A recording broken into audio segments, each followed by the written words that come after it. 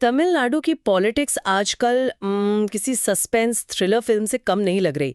मतलब ऐसा लग रहा है जैसे कोई हारी हुई बाजी एकदम से पलट गई हो।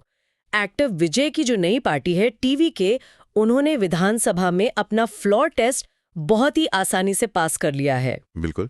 और सबसे बड़ा ट्विस्ट तो ये है कि जो विपक्षी खेमे के लोग थे वो भी टूटकर उनके साथ आ खड़े हुए। आज के इस डीप डाइव में हम यही डिकोड करने वाले हैं कि टीवीके के पास 144 वोट्स का ये जो भारी भरकम आंकड़ा है, ये आखिर आया कहां से। हाँ, और उससे भी अहम बात यह है कि मुख्य विपक्षी पार्टी जो है एआईएडीएमके, वो रातों रात इतनी बुरी तरह कैसे बिखर गई। अगर हम इस 144 वाले नंबर को देखें तो गणित काफी दिलचस्प है यार। हाँ, नंबर गेम बहुत ही इंटरेस्टिंग है यहाँ पर। बिल्कुल।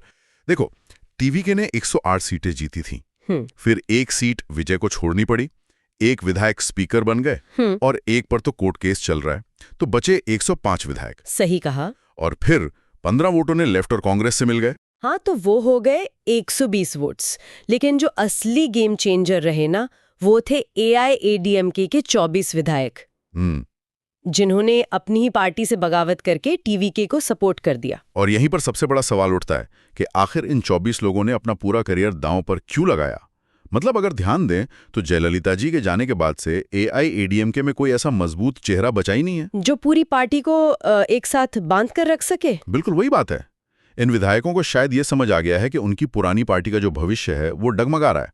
और दूसरी तरफ विजय का जो सपोर्ट बेस है, खासकर गांव और युवा वोटर, वो बहुत स्ट्रांग है। हाँ, तो उन्हें अपना एक नया और सुरक्षित राजनीतिक घर लगा होगा। पर इस पूरे ड्रामे में जो चीज मुझे सबसे ज्यादा हैरान कर रही है, वो है सत्ताधारी डीएमके का एकदम शांत रहना।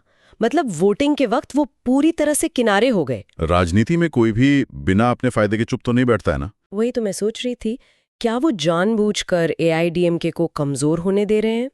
आपकी ये थ्योरी काफी हद तक सही दिशा में जा रही है। ये डीएमके की एक बहुत ही सोची समझी साइलेंट चाल है। वो किसी भी एंगल से एआईडीएमके के साथ खड़े नहीं दिखना चाहते थे। अच्छा, तो उनका लॉन्ग टर्म प्लान क्या है? उनका प्लान यही लगता है कि एआईडीएमके धीरे धीरे खत्म हो जाए, ताकि भविष्य के जो चुनाव होंगे ना, उनमें मुकाबला सिर्फ 2 प्लेयर्स के बीच रहे, मतलब सिर्फ डीएमके और टीवीके। कोई तीसरा विकल्प रहे ही ना।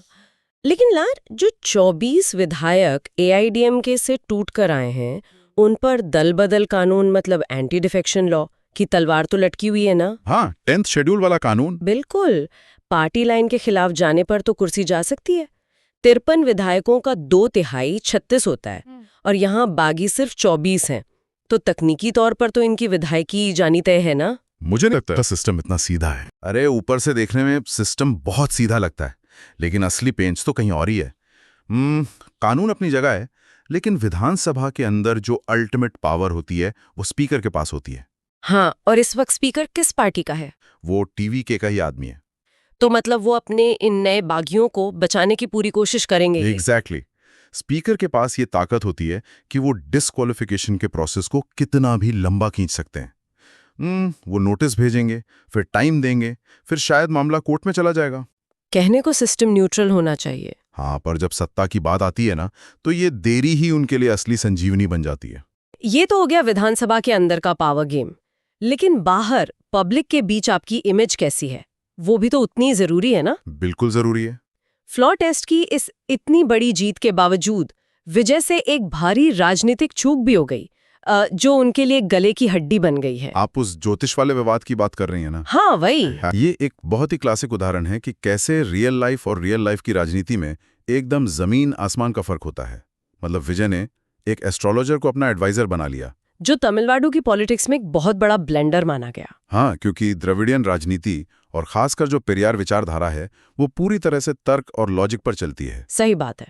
वहां अंधविश्वास को प्रमोट करना सीधा सीधा उस विचारधारा पर हमला माना जाता है। और इसी वजह से इतना भयंकर बैकलैश हुआ, यहाँ तक कि जो उनके अपने सहयोगी दल थे उन्होंने भी सवाल खड़े कर दिए। नतीजा ये हुआ कि विजय को तुरंत बैकट्रैक करना पड़ा, अपना फैसला वापस लेना पड़ा उन्हें।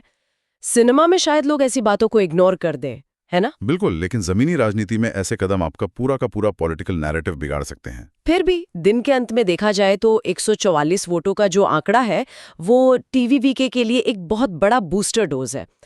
वो सरकार गिरने के डर से तो बाहर आई गए हैं। हाँ, और अब वो खुलकर अपनी नीतियां लागू कर सकते हैं। ये जो नंबर है ना, ये उनके विधायकों को भी ये कॉन्फिडेंस देता है कि वो सुरक्षित हैं और सरकार स्थिर है। तो 144 वोटों की इस जीत से कॉन्फिडेंस तो हाई है। आज की इस चर्चा को हम यहीं रोकते हैं। लेकिन एक सवाल जरूर छूट जाता है। वो क्या? जब इन 24 बागी विधायकों के भविष्य पर फैसला लेने की घड़ी आएगी, तो क्या हमारे लोकतांत्रिक नियम अपना काम निष्पक्ष होकर कर पाएंगे, या फिर स्पीकर की कुर्सी और पावर पॉलिटिक्स एक बार फिर सिस्टम पर हावी हो जाएगी? ये सोचने वाली बात है।